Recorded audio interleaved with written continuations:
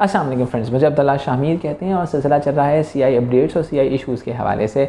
हम इसी सिलसिले को थोड़ा सा आगे बढ़ाते हैं और एक सवाल जो मेरे चैनल पे मुझसे बहुत ज़्यादा पूछा गया वो ये था कि भाई रिफ़ंड कैसे मिलेगा, हमें सीआई से रिफ़ंड चाहिए, हमें किस तरीके से मिल सकता है, ब्रिटिश काउंसिल किस तरह से हमें एंटरटेन करेगा इस हवाले से।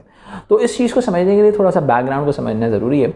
कोविड-19 की वजह से मई जून के एग्ज़ाम्स कैंसिल हो जाते हैं और काफ़ी सारे बच्चों को एक्सपेक्टेड ग्रेड्स दिया जाता है, लेकिन प्राइवेट के वो स्टूडेंट्स जो एएस लेवल अटेम्प्ट कर रहे थे, प्राइवेट के वो स्टूडेंट जो एक्सेलरेटेड अटेम्प्ट कर रहे थे और इसके अलावा ओ लेवल्स के स्टूडेंट्स को ब्रिटिश काउंसिल एंटरटेन करने से इनकार कर देता है। वो इनको कहता है कि हम आपको मई जून 2020 में किसी भी तरीके से एंटरटेन नहीं कर सकते, तो आपके पास नेक्स्ट ऑप्शन अक्टूबर 2020 का है।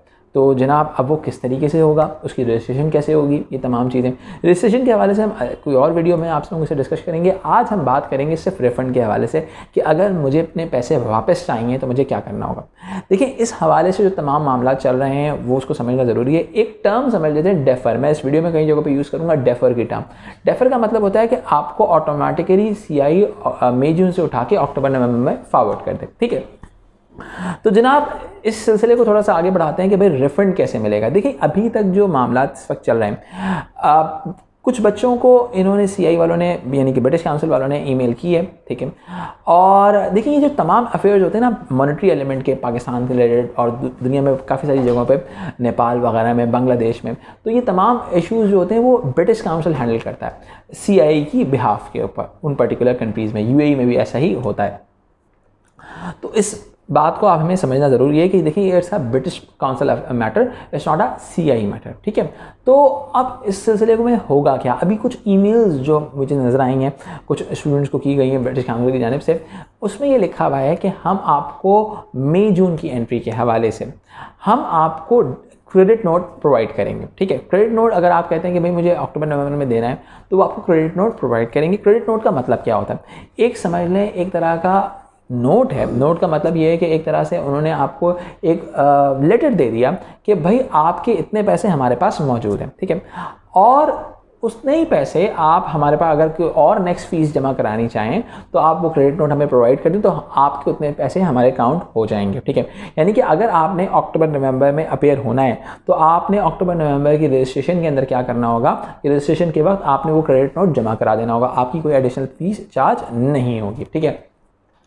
अभी तक रिफ़ंड के हवाले से कोई पर्टिकुलर पॉलिसी नहीं दी है ब्रिटिश काउंसिल ने कि मैं कैश में या चेक में पैसे रिटर्न करूंगा।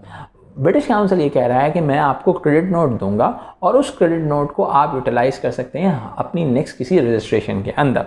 यानी कि बहुत सारे बच्चे जिनको लग रहा था कि मैं पैसे वापस ले लूं तो शायद उनके लिए पैसे वापस करना फ़िलहाल अभी तक की जो अपडेट्स हैं उनके मुताबिक काफ़ी मुश्किल होगा।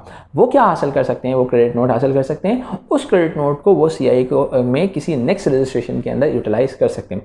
कहा जा रहा है कि अक्टूबर नवंबर के बाद जो नेक्स्ट मई जून 2021 भी आएगा उसमें भी वो क्रेडिट नोट यूटिलाइज हो सकते हैं। तो जनाब ये बहुत इंपॉर्टेंट अपडेट थी कि रिफ़ंड किस तरह से पॉसिबल है या नहीं है और रिफ़ंड का जो प्रोसेस सीआई ने डिफ़ाइन किया है वो क्या है। अच्छा, एक और सवाल जो बहुत ज़्यादा जहन में उठ रहा है और इस हवाले से अभी तक कोई जवाब नहीं आया है कि अगर एक क्रेडिट नोट कैंडिडेट ए का है तो क्या वो credit note candidate be use कर सकता है या नहीं। ये एक सवाल बहुत ज़्यादा है, ये मैंने पूछा हुआ है आगे।